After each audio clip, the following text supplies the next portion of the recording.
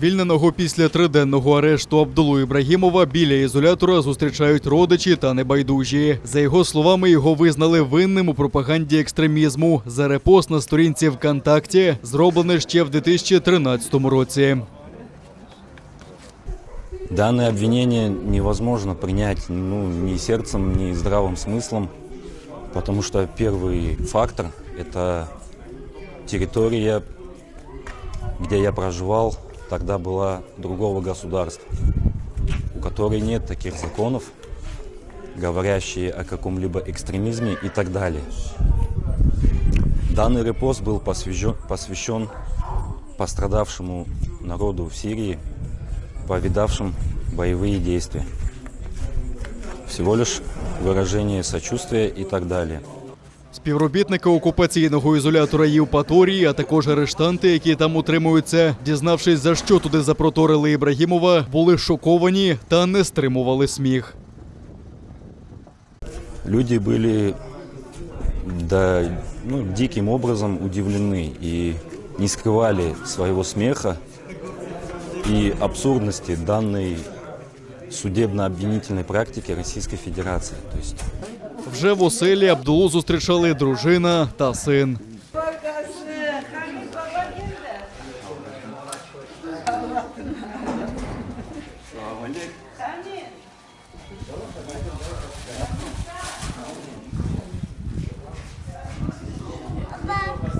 Присутні прочитали дуа, попросили Аллаха, щоб родина гідно подолала випробування, які випали на її долю. Ya Rabbi ilahi ya Rabbi, bugün biz Abdullah Din kardeşimizi tutup aldık Avşakana'da. Bu Abdullah Din kardeşimiz endi kurtarıma kavuştu. Bahtlı olsun, başka şöyle belagat düşmesin. Озброєні автоматами та штурмовими щитами, у третій день священного для мусульман свята Курбан-Байрам окупанти вдерлися до оселі підприємця Алі Ібрагімова. Почали обшуки там та в крамниці, що належить родині. Дружина Алі Ібрагімова Гульвіра Ханим розповідала, що силовики поводилися грубо та прикладалися силою. Второй раз мучить, я не знаю. Что мы делали этому государству, этому мире, чтобы нас мучили вот так. Мы будем жить нормально или нет? Наши дети будут мучиться. Как это так? Вот они, с утра ворвались в дом, у старшего там голова в синяках, у меня вот руки синяки, они даже меня не пожалели как мать. Им Абдулла подавай. Им наших сыновей подавай. Сколько будет продолжаться это мучение? Кто-то остановит? Як повідомляє Кримська Солідарність, перший обшук в оселі Ібрагімових окупанти влаштували ще в 2015 році. Тоді шукали зброю та вибухівку, але забралися ні з чим. А за 3 роки, навесні 2018-го, Абдулла Ібрагімов був затриманий без пояснення причин на адміністративній межі Криму та Херсонщини та піддавався тортурам. Нагадування про зниклих безвісти та підтримка для родин, які на них чекають. Активісти у 60-те пікетували російське посольство у Києві, щоб нагадати про жертв насильницьких зникнень у Криму. Таких за час окупації 44 людини. 23 з них були викрадені і згодом знайдені живими, 6 – мертвими. Але про долю 15 зниклих досі нічого не відомо. Серед них і член Всесвітнього конгресу кримських татар Ервін Ібрагімов. Він був викрадений людьми у формі окупаційного ДПС поблизу свого дому у Бахчисараї пізно ввечері 24 травня 2016 року.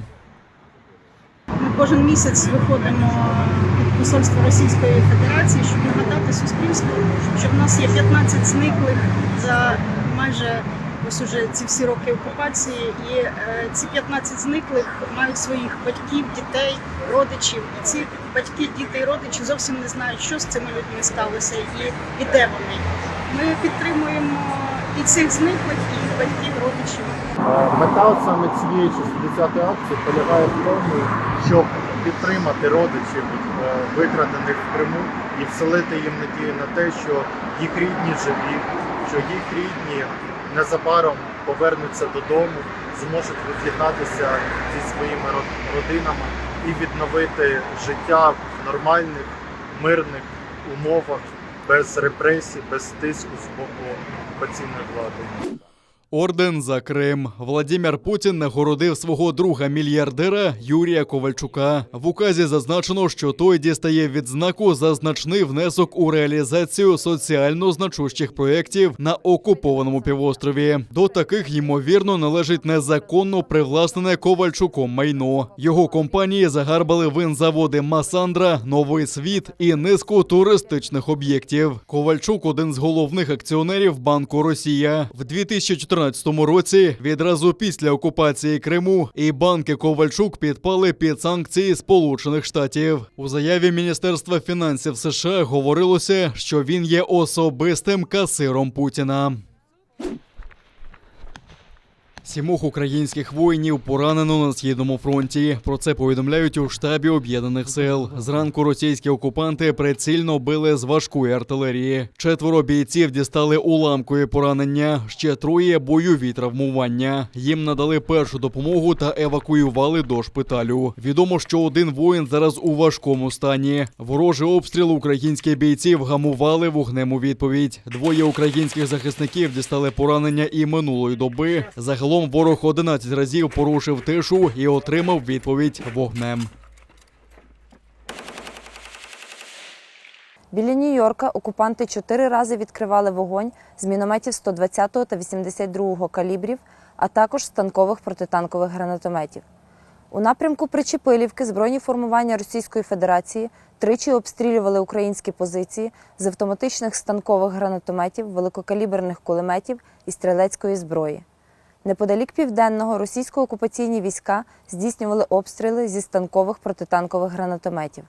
Крім того, на Луганщині зафіксований проліт ворожого безпілотного літального апарату типу «Орлан-10» із перетином лінії розмежування. На обстріли російсько-окупаційних військ наші захисники відкривали вогонь у відповідь.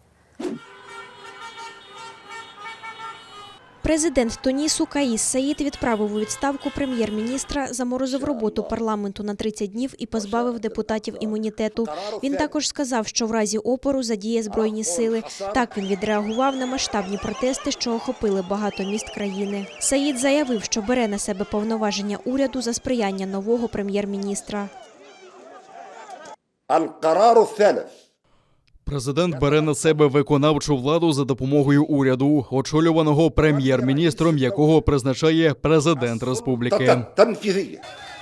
Після цього Саїд відправився на вулиці і приєднався до тисяч протестувальників, які вийшли, щоб відсвяткувати його рішення. Спікер парламенту вже назвав дії президента державним переворотом. Тисячі людей протестували в столиці та інших великих містах з вимогою звільнити уряд і розпустити парламент. Бурю невдоволення викликали нова хвиля ковід та економічні проблеми, які стали ще серйознішими через пандемію. У 2011 році, будучи юнаком, я закликав створити робочі місця, дати людям свободу і зберегти гідність нації. В 2021 році я, як і раніше, закликаю до того ж. Ми прийшли сюди, щоб протистояти цьому режиму. Влада забирає наші гроші і змушує нас страждати. Вони нічого не зробили для людей. Економіка Тунісу постраждала після революції 2011 року. Зросло безробіття, а соціальна допомога скоротилася. Влада веде переговори з Міжнародним валютним фондом про виділення пакету допомоги. Однак через поточну політичну кризу угода може зірватися. Тим часом посилила проблеми і пандемія. Лікарні не справляються з напливом пацієнтів і не можуть забезпечити киснем тяжкохворих. Також в країні не вистачає вакцин. У 5 областях України не зафіксовано жодного нового випадку ковіду. Серед таких Полтавщина, Хмельниччина, Чернігівщина, Запоріжжя та Закарпаття. Втім, активних випадків дещо побільшало. На вільній частині України ковід виявили ще в більш як 200 людей. Одужали менше – 170 українців. 2 людей не змогли подолати хворобу і пішли з життя. Це найменший добовий показник летальних випадків від кінця березня минулого року. А в Криму коронавірус не відступає. Навпаки, окупаційна влада звітує про триваюче зростання числа нових інфікованих. Минулої доби нарахували 562 нові випадки, а ще 10 людей померли внаслідок хвороби. Нові осередки фіксують в окупованому Севастополі. Навіть за сумнівними підрахунками окупаційної влади та її очільника Міхаїла Розвожаєва, менш як за півроку добова захворюваність виросла на третину. Тому Розвожаєв запровадив нові коронавірусні обмеження. Зокрема, це стосується роботи дитячих таборів. Тепер вони працюватимуть у режимі обсерваторів, а персонал не має залишати територію табору протягом зміни. Крім того, в окупованому Севастополі вводиться тимчасова заборона на диспансеризацію через брак лікарів.